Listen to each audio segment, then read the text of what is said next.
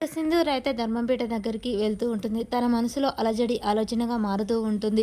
అందరూ సింధూర కోసం అయితే అక్కడ ఎదురు చూస్తూ ఉంటారు. ఇక చెంచలమ్మ సింధూర కారు దగ్గరికి వస్తూ ఉంటారు. సింధూర ఉండి అమ్మ చెంచలమ్మని, సింధూర నువ్వు వెళ్ళు ఈరోజు నేను రావట్లేదు అనగానే, అదేంటత్తమ్మ అనగానే, ఇక నుంచి తీర్పుకు నువ్వే వెళ్ళాలి. పోయినసారంటే నేను రావాల్సి వచ్చిన చాటికి వచ్చాను. ఇక నుంచి నువ్వే ఒంటరిగా వెళ్ళి ఒంటరిగా తీర్పు ఇచ్చి రావాలి. నేను అక్కడికి వస్తే నేనేమనుకుంటాననే భయం, సంకోచం నీలో ఉంటాయి. నువ్వు తీర్పు సమస్య గట్టిగా నిరాకరించలేవు.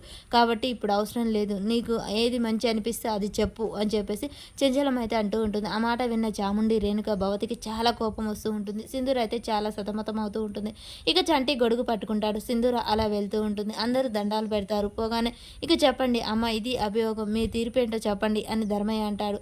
ఇక ఇదంతా విన్న భూపతి చెప్తూ ఉండగానే, సింధూర ఇది జరిగిపోయింది కాబట్టి పెళ్ళిని మార్చలేం, ఈ పెళ్ళిని మీరు ఒప్పుకోవాల్సిందే అని చెప్పేసి సింధూర తీర్పిస్తుంది. ఆ మాట విన్న ఇక పాలేరు వాళ్ళందరూ సింధూరమ్మాయి గారికి జే జే అని చెప్పేసి జేజేలు కొడుతూ ఉంటారు. అది విన్న భూపతి ఒకసారి తట్టుకోలేక మందు డబ్బా తెచ్చుకొని గటగటా తాగి అక్కడే ప్రాణాలు కోల్పోతాడు. అది చూసిన ప్రజలు కొంతమంది వచ్చి చెంచలమ్మకైతే, మీ కోడలు గారు ఇచ్చిన తీర్పుకు భూపతి గారు అక్కడే మందు తాగి చనిపోయారమ్మా అని చెప్పగానే చెంచలమ్మ అయితే షాక్ అవుతూ ఉంటుంది.